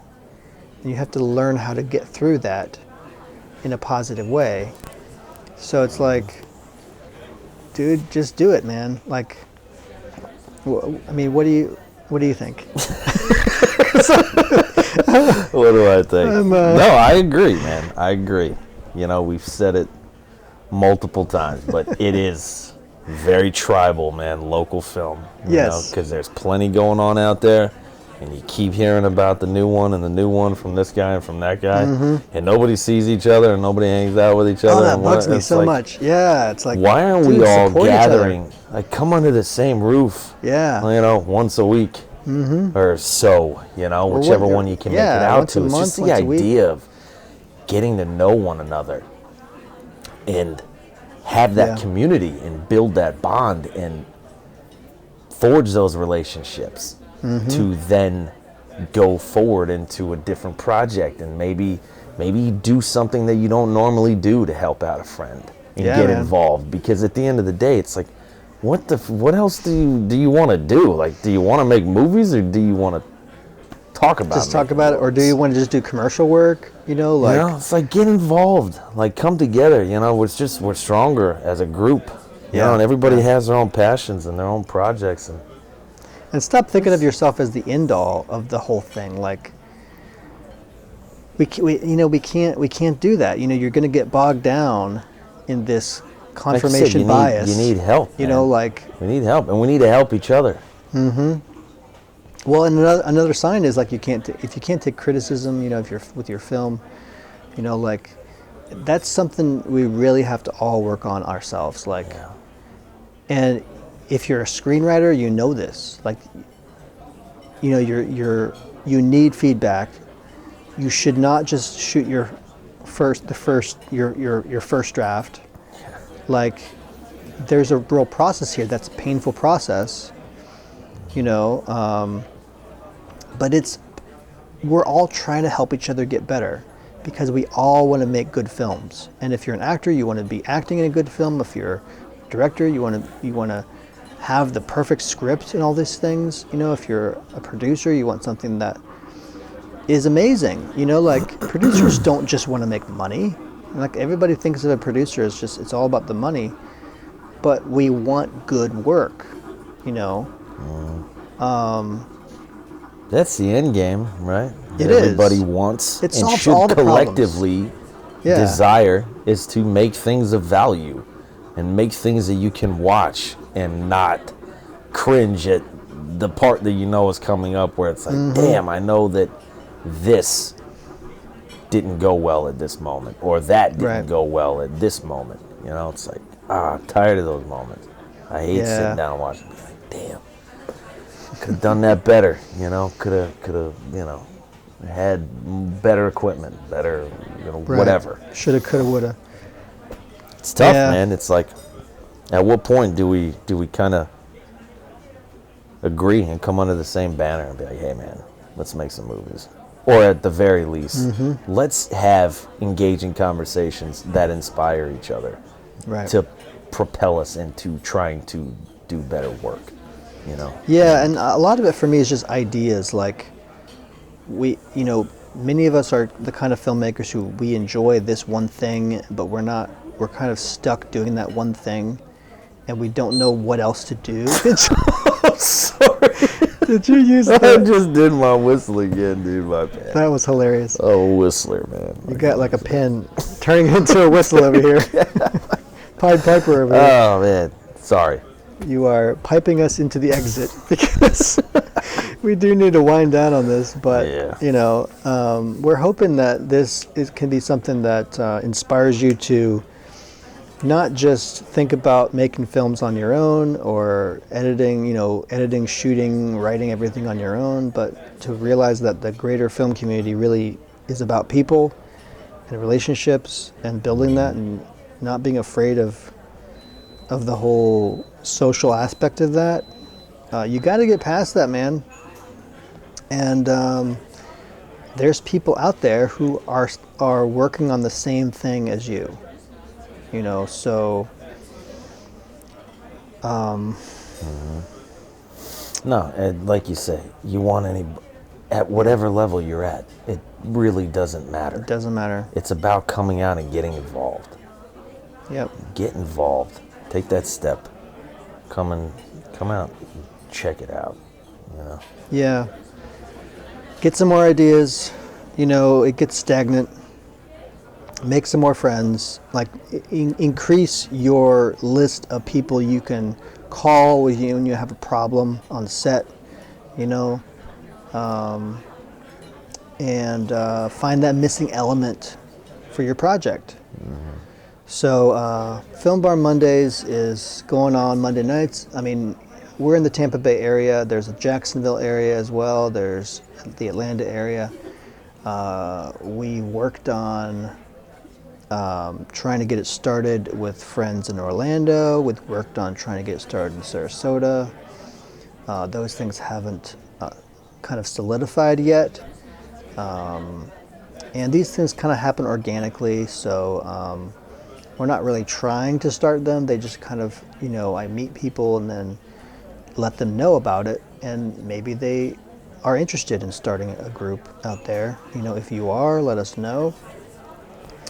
Our email, by the way, if you do want to contact us, is thefilmbarreview@gmail.com. We have Film Bar Mondays groups on Facebook. You can find us there.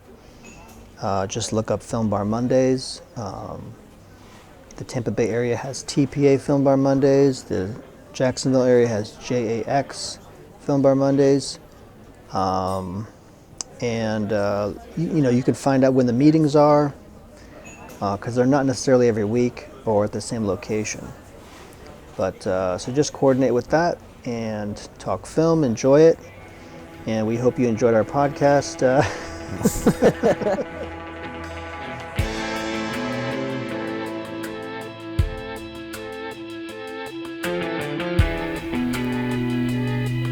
I almost forget to discuss the Film Bar Review podcast.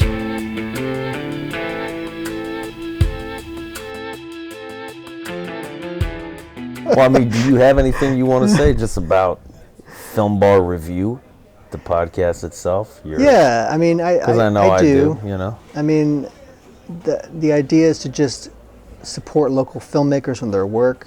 yeah. We're going to have more filmmakers coming out to talk about their films. And I don't have one planned for next month, but we'll try to make that happen. I mean, I do have one. We're going to be making one next month, okay? So we're doing this. This is what we're doing. But I haven't picked out the film yet, and it's between a few different filmmakers who may or may not be available. So we'll see about that. But, you know, as far as just the idea of Film Bar Review, what got me excited was personally being exposed to local film and getting to see what that looks like, you know, in a real way, in a way that I've never really been involved in my own little world, doing what I do and not really exposing myself to others or being exposed to others, you know. So it's going to be interesting to dig into these things and be able to sit down with the people involved in making them and understanding where, and we've talked about this, but it's an important thing to me to know where the bar is locally for the upper echelon of filmmaking, and where does that fall, so that to gain full understanding and know that inside and out, to be able to try to raise it and push collectively and bring it to the next level and go further and further, you know. And as far as just the podcast itself, it's you know, talking about these movies and all that, it's, you know, maybe I can't speak for you, but for me, I'm nobody's film critic. It's not in my blood, you know. I just want to sit down and talk about movies, you know. And I, like the couple guys who were talking about their movies tonight, man, it's like I would have loved to have them in the room and be able to talk about the things I liked and the things I didn't like. For sure. You know, and I don't want to be the guy who doesn't have any skin in the game. So it's like I was thinking about it, and I don't know about you, again, I don't want to speak for you, but I want to, maybe like even in the show notes or something, like the last movie that I had shown you, just put it public and just put it out there, like put some skin in the game, especially for the two guys whose movies we talked about tonight. Like, watch it, destroy it, rip it apart, like I don't care. Or appreciate it for what it is. Or appreciate it, you know, whatever it is. It's like, it's a movie that has problems, you know, but it's a movie that there's things that I really love about it. So I would want to put it out there in a way that I've never done before, because it's always been a private thing. But it's like, man, I don't want to be the guy who just talks about other people's movies and doesn't have anything out there for somebody to you know, come back at. And it's like, so I want to do that for personal reasons.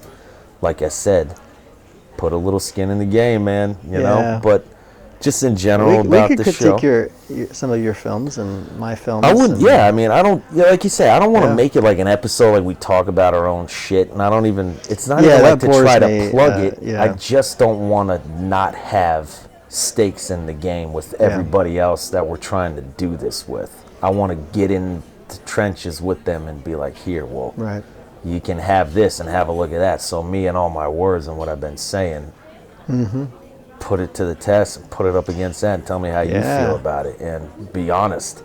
Because we've all got issues with our work. I mean, all of our stuff. Right. It's never the way you imagine it. Like, it's never. Definitely not. It's never, you know, there's perfect doesn't even enter the vocabulary. It's just like. But it's a part of you, and it matters. It is. And it's worth existing, you know. It's not like, man. You know, we made it's worth them, all that work. They weren't there before we put them into existence. It's a pretty profound thing, that is. It is. To go out and make a film. People compare it to having kids, and it is a lot like that. You know, we both have kids. So it's like, we know what that feels like, and it really does. It really does feel that way in many ways. You know, I mean, you got to take the criticism. You know, because your kids aren't perfect. with your kids. I mean, when you go out and you got this shitty behaving child, it's like, oh, yeah. man. I mean, the parents that always defend their kids, there's something going on there. I don't know what's going on. It takes a village to raise a kid, man. Is what they say. But like, my kid is not like, please. Yeah. Like, if my kid needs discipline, they got to be disciplined, man. Yeah. Whether by me or somebody, because you don't want to raise kids that are spoiled. So a lot of filmmakers are that way, though. Yeah. They're spoiled in a way that's like, oh, you're supposed to constantly stroke my ego when I put my. It's like, what? We got to be able to have an honest conversation about film locally. Yeah. If we can't do that, then what are we really doing? Right. Enough with the glad handing. If that's going on, I would assume that it is. And let's just really talk about what matters in film. Let's get down to the nuts and bolts of it all. Have real conversations about each other's works and about where we can go from here. You know, and how we can push it. In ways that are effective, man. Well, we talked about the French New Wave, right? And it's the same kind of thing. Like, either you really care about film theory and ideas and really improving, the rising tide, or you really just care about yourself. Yeah. And your own ego and your fame. Are you interested in just the accolades or the feathers in your cap about your particular production or the people involved? I got an award or whatever. And it's like, man, what matters besides the end product? Yeah. What matters besides that film? Of course, personally, you have the experience of it, and nobody can take that away from you. But as far as once it leaves your hands, what matters besides the film itself? And can it stand on its own two legs? Yeah, because, I mean, you're a filmmaker. You're making films. Yeah. It's not really just about all these little incidental things, or even each individual craft. You're making a product, and that product is about something. So you're absolutely right. We can't do the glad handing thing, and I've seen that at local festivals, and it's seen as good etiquette. Like, I understand that, but at the same time, it's like we do have to get better. We do have to improve, and that's like pulling teeth sometimes. It really is like difficult work, and our egos can be out of touch with what's really going on. We got to keep that ego in touch. Like, we got to keep it so it's not making us stumble, get in our way, making us blind to our mistakes. That's just a human problem. It's a human reality we all deal with. And like you said, man, you have to be open to the idea that there is a lot of room to grow personally, right? I mean, if I would, I'm not minimum. I'm not a film critic. I'm a filmmaker, but what I'm chiefly is a student of film. Yeah. And that's the end. And an education is going to go a lifetime. I mean, for crying out loud, you cannot expect to achieve any kind of status without years and years and years of hard work at it. And that's why I also get better. I think that holding the banner up of art, like for film, if you're an artist, you're really a student of life. Like, you're not just a student of some craft, you're a student of life.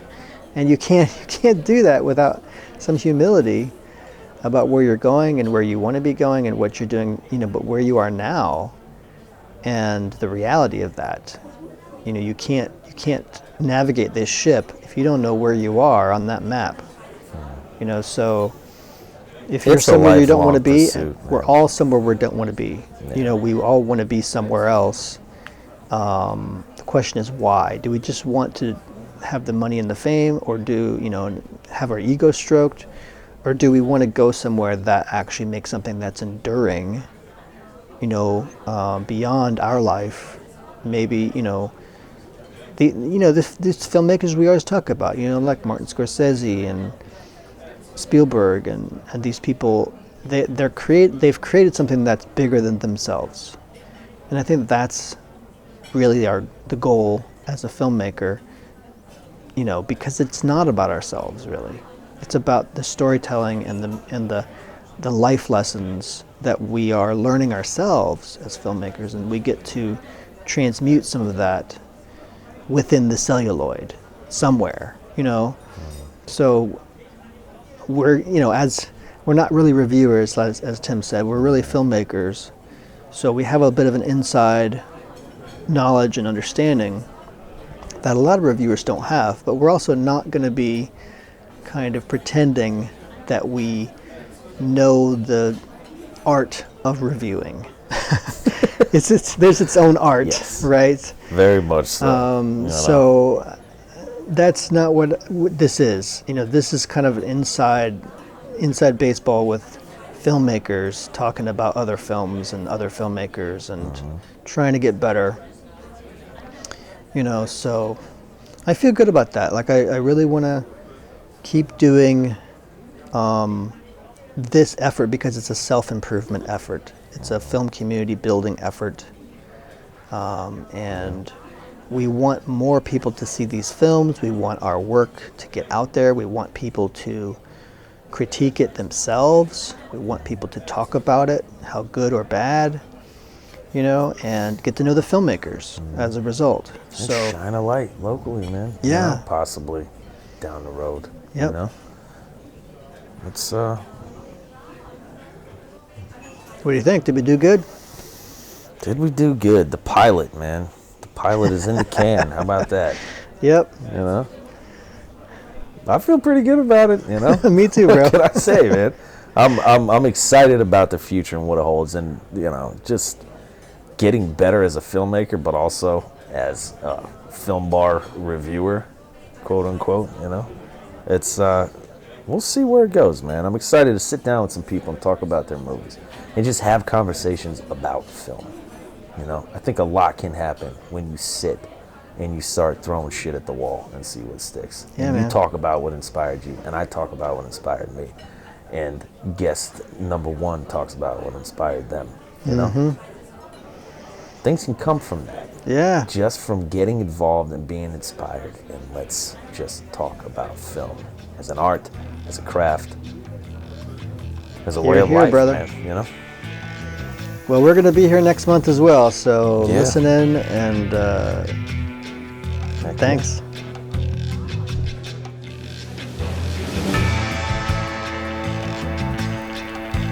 This has been John Croft and Tim Mannix wishing you happy, trouble-free filmmaking to our film community, and happy networking at Film Bar Mondays. Van and Salvage, Episode 1 of the Film Bar Review. Van and Salvage can be seen for free on YouTube. Check out more of Domonic Smith's work on the Twin Life Zone on YouTube, and look up Scott Sullivan on YouTube. The Film Bar Review is made in association with the local Florida and Georgia-based film networking events called Film Bar Mondays, which takes over bars and breweries on Monday nights to bring filmmakers and actors together across the spectrum of experience to have a drink, discuss the industry and our battle stories. In this case, we're discussing locally made films. We critique them, and we give a voice to the people who work on them. Join us Monday nights in cities like Atlanta, Georgia, Jacksonville, Florida, and Tampa, Florida, to have a drink and talk film. Reach out at thefilmbarreview@gmail.com and find Film Bar Mondays at our various group pages on Facebook.